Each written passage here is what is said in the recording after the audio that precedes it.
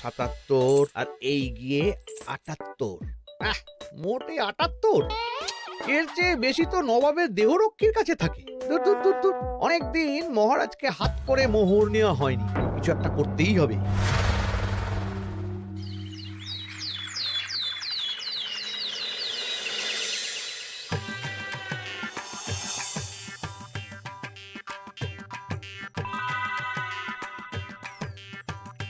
কই গো, কিছু কি ঠিক করলে? রাজকুমারের জন্মদিনে কি উপহার দেবে? হ্যাঁ গো, পেয়েছি। এই দেখো। উমা, এই যে তোমার ছোটবেলা সোনার আংটিখানা। হ্যাঁ গিন্নি, ঠিক ধরেছ। যেটুকু যা গয়না ছিল সবই তো দেওয়া হয়ে গেছে, নহে বিক্রি হয়েছে। আর তো কাউকে কিছু দেওয়ার নেই, তাই ভাবলাম এটাই উপহারে দিই। সে ভালো ভেবেছো। বেশ, আসি তাহলে। ওদিকে সবার দেরি হয়ে যাচ্ছে গিন্নি।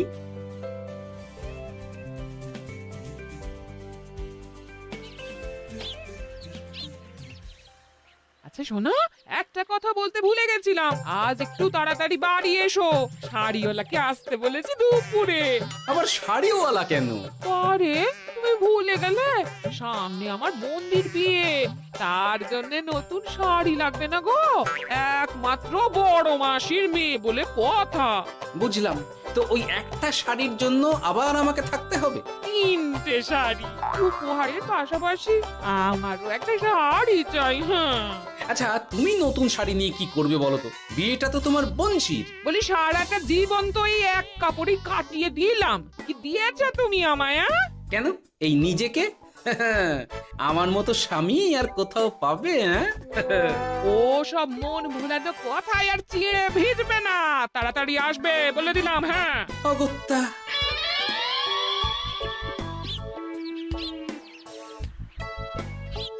দূর, গিন্নিরও যত কথা সব বেরোনোর সময়। আবার তাড়াতাড়ি ফিরেও আসতে হবে শাড়ির জন্য। দেখি মহারাজকে বলি অগ্রিম বেতনের জন্য, না হলে তো শাড়ি কেনা যাবে না। তাও একটা হলে হতো, কিন্তু এনাকেও দিতে হবে। আসলে সত্যিই তো, গিন্নি আমার কত যত্ন আত্তি করে, কিন্তু তাকে আজ পর্যন্ত তেমন কিছু উপহার দিতে পারিনি। না, গিয়ে বলি।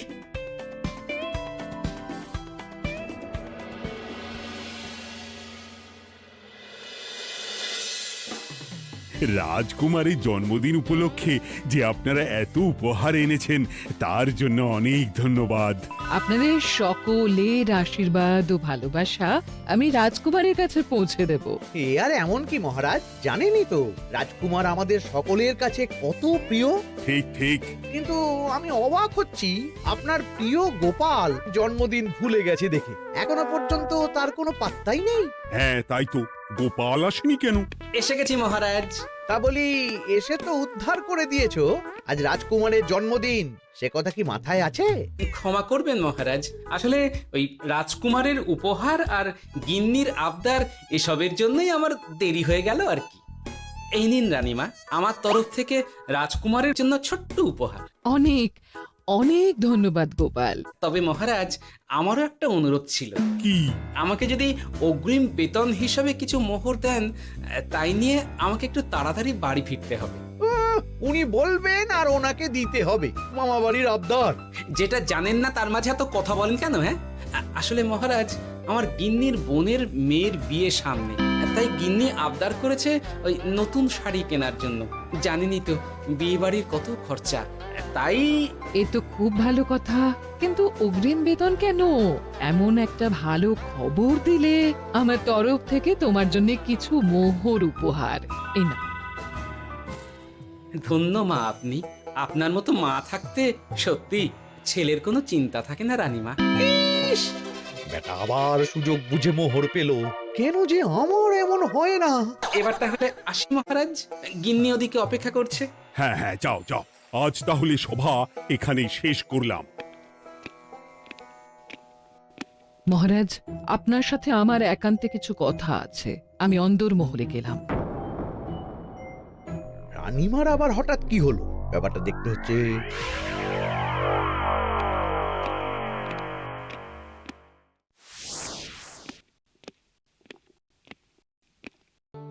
আজ আমি বুঝতে পারছি আপনি আমাকে একদম ভালোবাসেন না মহারাজ। ও কি কথা বলছো রানী? একদম ঠিক বলছি। নিজের গিন্নির আবদার মেটানোর জন্য গোপাল কত ভাবে, নতুন শাড়ি কিনে দেবার জন্য অগ্রিম বেতন অব্দি চাইলো, আর আপনি? আমি তো রাজা, আমি কেন বেতন চাইবো?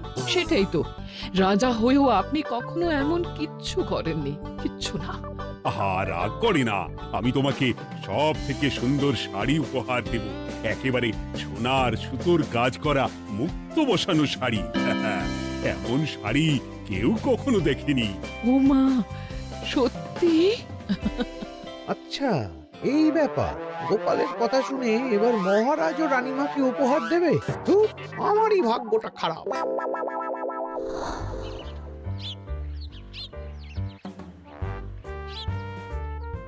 হাজার চেষ্টা করেও গোপালকে আটকানো যায় না।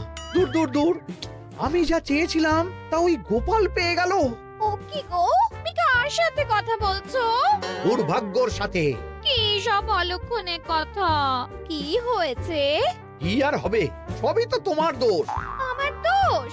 হ্যাঁ, তুমি আমার কাছে বায়না করো না কেন কিছু?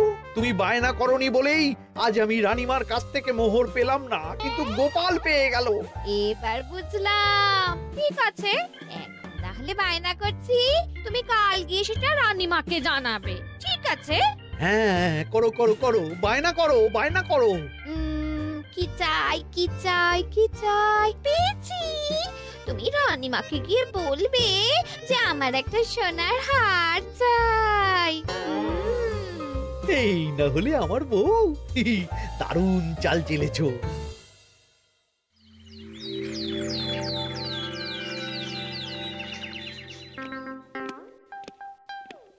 কি গো মন্ত্রী, আজ যে তুমি দেরি করলে বড়।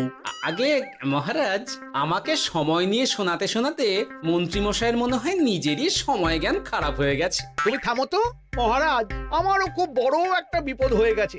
একমাত্র রানীমাই আমাকে বাঁচাতে পারবেন। আমাকে একটু ওনার সাথে দেখা করার অনুমতি দিন মহারাজ। কিন্তু তোমাদের রানীমা তো এখানে নেই। আসলে জানোই তো যে কুমার অনেক দূরে থাকে, তাই গতকাল রাতেই রওনা দিয়েছে। সে কি, রানীমা নেই? এবার কি হবে আমার? কেন কেন কেন, কি হয়েছে? আসলে মহারাজ, আমার বউ আমার কাছে সোনার হার গড়িয়ে দেওয়ার বায়না করেছে, তাই আমার। বুঝেছি বুঝেছি, চুপ করো তুমি। এখন তোমাকে মোহর দিতে পারবো না। কেন মহারাজ? পরের মাসে দিতে পারবো। আসলে তোমাদের রানীমাকে সোনার সুতো দিয়ে কাজ করা এক শাড়ি উপহার করেছি সদ্য, যার জন্য অনেক খরচ হয়ে গেছে। তাহলে আমার সোনার হার পরের মাসে গড়িয়ে দিও। এটা তো ঠিক না। গোপাল আপনার প্রিয় বলে যখন যা চায় তখনই সাথে সাথেই পেয়ে যায়, আর আমার বেলায় এমন। এমন কোনো ব্যাপার নয় মন্ত্রী। মহারাজ, আপনি বরং আমাকে দেওয়া মোহরগুলো আমার অগ্রিম বেতন হিসেবে ধরুন, না হলে মন্ত্রীমশাই এমন অভিযোগ বারবার করবেন। আহা গোপাল, তোমাকে তো স্বয়ং রানীমা উপহার দিয়েছেন, এসব কিছু করতে হবে না। যেমন আছে তেমনই থাক। ঠিক আছে, আমিও দেখে নেব পরে। কি দেখে নেবে মন্ত্রী? না না, ও কিছু না মহারাজ, পরেই দেখে হার গড়ানোর কথা বলছি। না, মন্ত্রীর হাবভাব মোটেই ঠিক ভালো লাগছে না। বেটা মনে মনে নিশ্চয়ই কোনো ফন্দি আটছে আমার বিরুদ্ধে। কিছু একটা করতেই হবে। গোপালের ওই মোহর উপহার পাওয়াটা আমি কিছুতেই মেনে নিতে পারছি না। একটু মাথা খাটাই, একটু মাথা খাটাই। উপায় পেয়েছি। আমাকে এখনই নবাবের কাছে গিয়ে মহারাজের নামে বলতে হবে।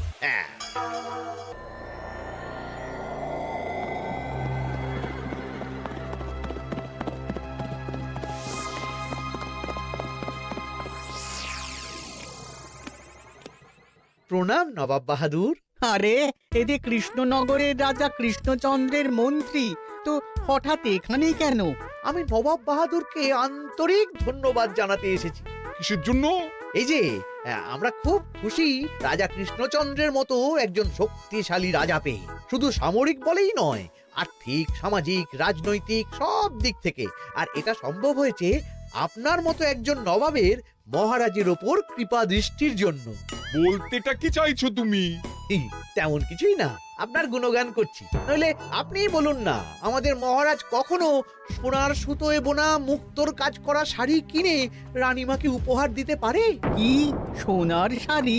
হ্যাঁ, এমন দামি শাড়ি যা হয়তো নবাবের কাছেও নেই। ঠিক আছে ঠিক আছে, তুমি এখন আসতে পারো। আর শোনো, আমি তোমাদের রাজ্য পরিদর্শনের জন্য লোক পাঠাবো। কবে কখন সেটা কাল তোমাদের সূচনা পাঠিয়ে দেবো, কেমন? তো, ঠিক জায়গাতেই আগুনটা ধরিয়েছি মনে হচ্ছে। বেশ। ব্যাপারটা আমার মোটেই ঠিক লাগছে না উজির। কৃষ্ণচন্দ্রর মতো এক সামান্য রাজা এত দামি শাড়ি কিনলো কি করে? কালো বাজারি করছে না তো? আমিও একই কথা ভাবছিলাম হুজুর। এক কাজ করো, কালকে কৃষ্ণনগরে খবর পাঠাও। 2 দিন পর রাজকার্য পরিদর্শনের জন্য তুমি সেখানে যাবে। সব খতিয়ে দেখবে, আর কিছু বেগতিক বা গরমিল দেখলে সেটা বাজেয়াপ্ত করে নেবে, কেমন? আজ্ঞে হুজুর।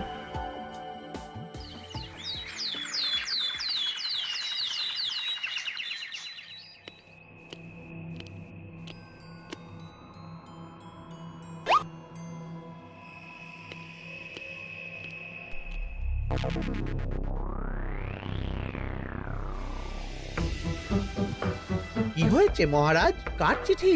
নবাবের রাজকার্য পরিদর্শনের জন্য লোক পাঠাবে 2 দিন পর। এতে চিন্তার কি আছে মহারাজ?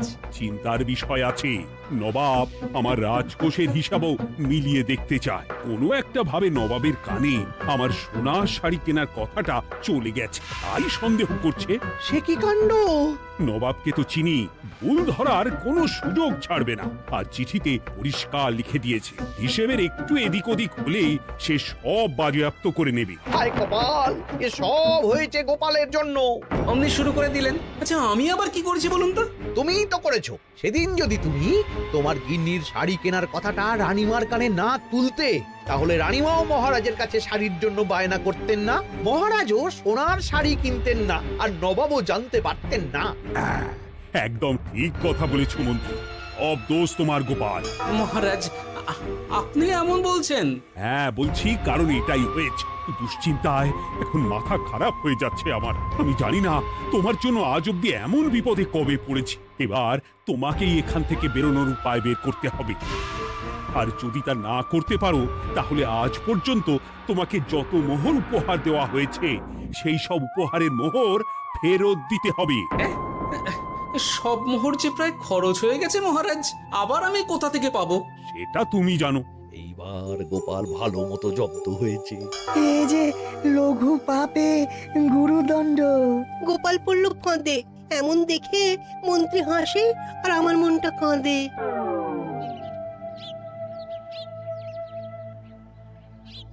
এখানে বসে কি করছো গো গিন্নি? এসে পড়েছ? ওমা, তোমার মুখটা এমন শুকনো দেখাচ্ছে কেন? আর বলো না, এই হিসেবের ঠেলায় সবকিছু বেহিসাবি হয়ে যাচ্ছে একেবারে। আচ্ছা, তুমি কি করছিলে ওই রসিদগুলো নিয়ে? দেখে হিসেব করছিলাম এই মাসে অনেক খরচ হয়েছে কিনা, সেই বুঝে পরের দিনগুলো চালাতে হবে গো। কি বললে? রসিদ দেখে হিসেব কষা? রি, এটা তোমার মাথাতেই আসেনি। ধন্যবাদ গিন্নি, আরো একবার তোমার জন্য এই যাত্রায় আমি বেঁচে যাব মনে হচ্ছে। বেঁচে যাবে কেন? কি হয়েছে? আচ্ছা, আমাকে আবার একটু রাজপ্রাসাদে যেতে হবে। আমি এলাম গিন্নি। কি যে বলে লোকটা, কিছুই বুঝতে পারি না।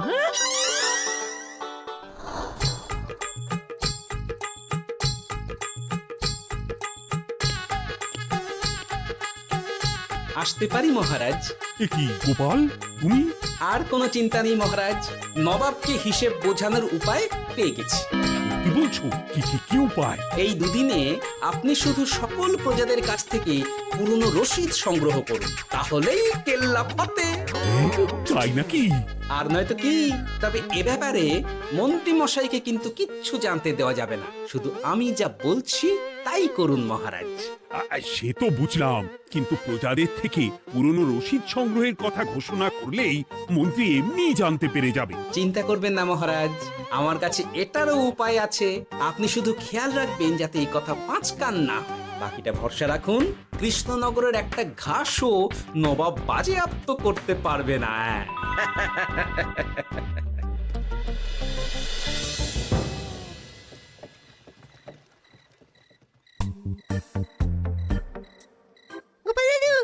জিজ্ঞাসা চলে এসেছি।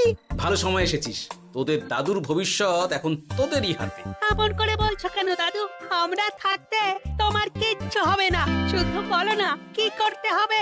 জানি তো, তোদের যেটা করতে হবে সেটা হলো সবার বাড়ি বাড়ি গিয়ে পুরনো রসিদ সংগ্রহ করতে হবে।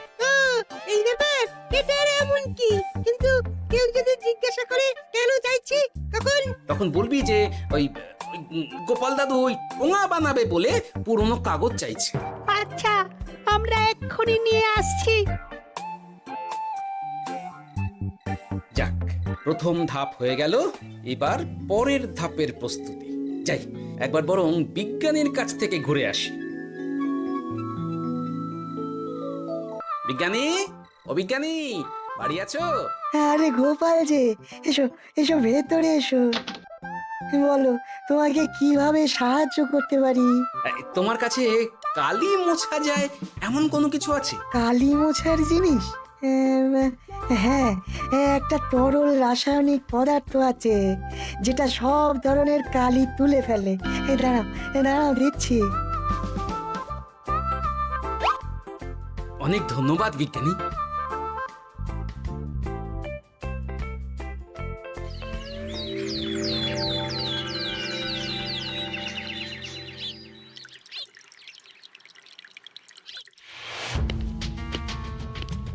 আসুন আসুন, আপনার জন্যই তো অপেক্ষা করছিলাম। তাই নাকি?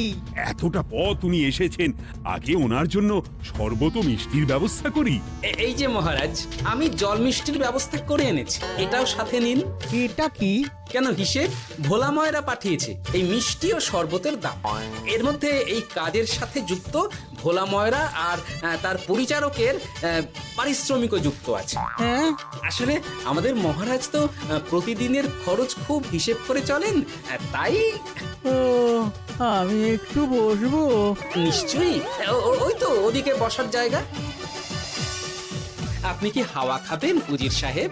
তাহলে রশিদে ওটাও যুক্ত করব। মশকরা হচ্ছে? আহা, রেগে যাচ্ছেন কেন? আপনার সাথে মশকরা করার মতো স্পর্ধা আমার নেই উজির সাহেব। আসলে মাসের শেষ তো, তাই একটু বেশি হিসেবে চলতে হচ্ছে আর কি। আমাকে হিসেব দেখাচ্ছ? আর রাজা কৃষ্ণচন্দ্র যে সোনার সুতোয় বোনা শাড়ি কিনতে পারলো, সেটার হিসেব কোথায়? একটা সামান্য রাজা এত অর্থ পায় কোথা থেকে? এ আবার কেমন কথা? মহারাজ যা কিনেছেন সেটা তো তার জমানো অর্থ দিয়েই কেনা। আমি বিপথে কোনো কাজ করি না। সেটা তো রাজকোষের হিসেব দেখলেই বোঝা যাবে। শুনে রাখো গোপাল, একটুও যদি হিসেব এদিক ওদিক দেখি না, তাহলে সব বাজেয়াপ্ত করে দেব। কোনো চালাকি নয়, কোনো চালাকি নয়। বেশ, তবে করুন হিসেব। আমাদের কাছে কিন্তু সব কিছুর রসিদ আছে।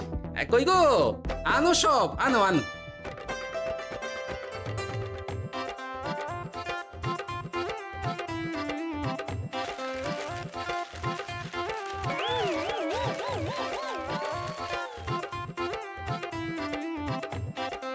হ্যাঁ, এত রসিদ?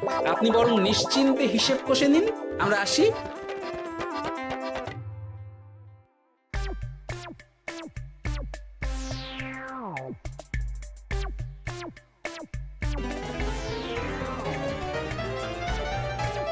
বাবারে, এত হিসেব কষে কষে তো মাথা ঝিমঝিম করছে, খিদেতেও পেট চুই চুই করছে। আপনার হিসেব কত দূর উজির সাহেব? আমাকে এখান থেকে নিয়ে চলো গোপাল, আমি আর পারছি না। ও কি, অঙ্ক কষে কষে তো আপনার সব শক্তি শেষ হয়ে গেছে দেখছি। আচ্ছা চলুন চলুন চলুন, কিছু মুখে দিয়ে দিন, তাহলেই শক্তি আসবে। তাই চলো।